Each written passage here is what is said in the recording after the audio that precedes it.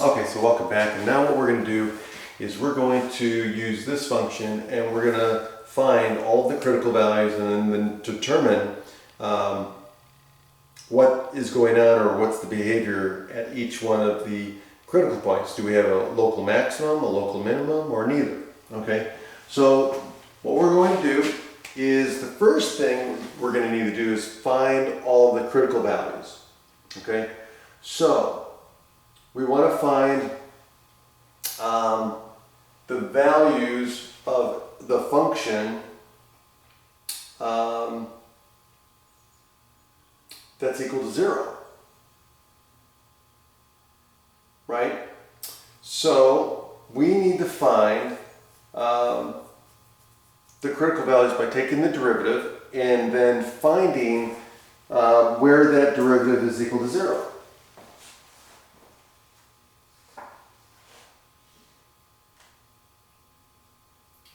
Okay? So, or undefined, but in this case here, notice that in this case we have a polynomial. So the first thing to recognize that this is differentiable and continuous everywhere. So it meets the criteria for applying the first derivative test. Now, if we take the first derivative, that's going to give us 3x minus 6x minus 9. Oops. 3x squared.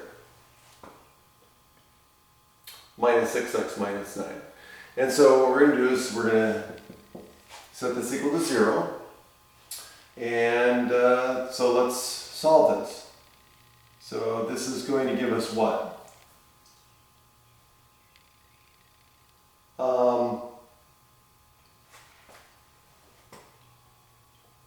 Well, we can decompose this, right, by using the AC method. And so what do we get when we decompose this? Well, we'll get negative 27, and so this is negative, so we're going to have opposite signs for the products, for the factors. So we need to find two factors that give us negative 27 but add to negative 6.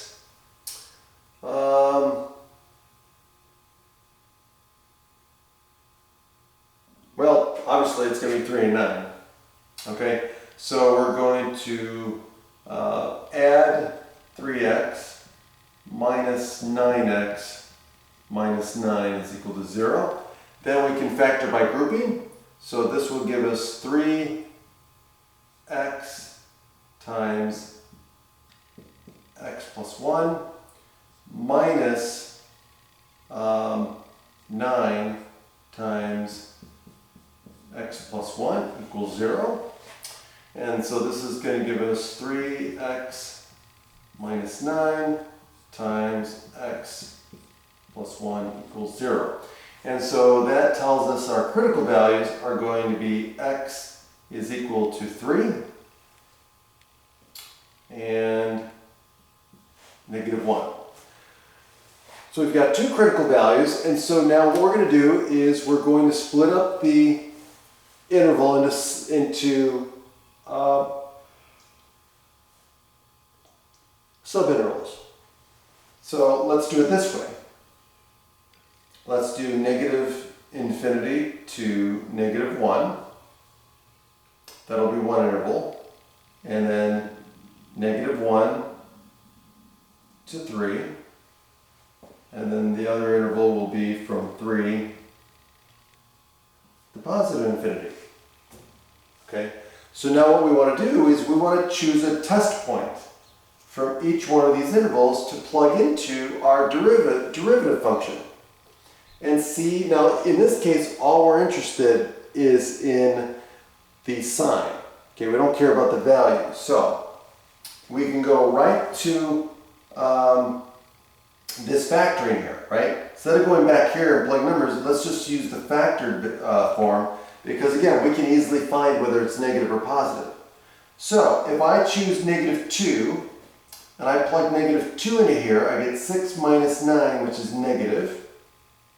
And a negative 2 here will give me a negative. So a negative times a negative is positive. So I'm going to get a positive value here. Now I'm going to put in 0. Right? So 0 is in here. So if I plug in 0, I get a negative and a positive, which gives me a negative. So negative times the positive is negative. And then here I'm going to use 4.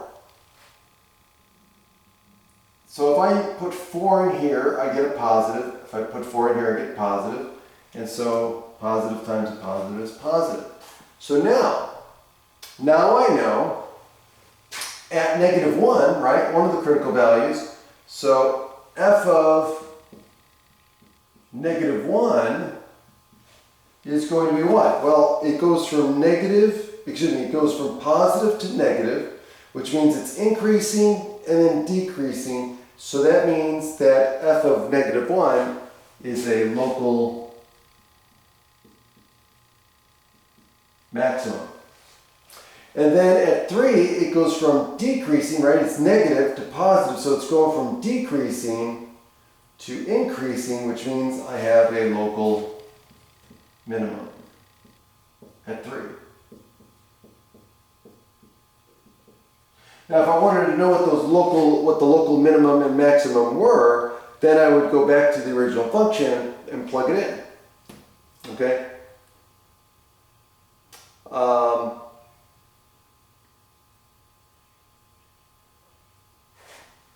So here we would have what?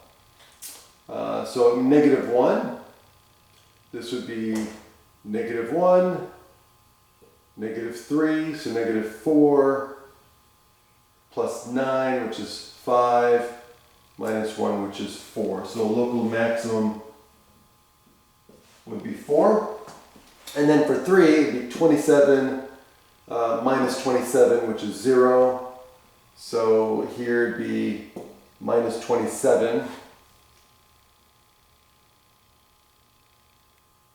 Oh, that's interesting. So 27, so 3 cubed is 27. Minus 3 times 3 squared, which is again 27, so 27 minus 27. And then 9 times 3 is 27, so minus 27 minus 1 is minus 28. So the local minimum would be, now they didn't ask us for that, but hey, if they did, you'd be able to find the value of the local minimum and maximum. Okay, that's it. Have a great day.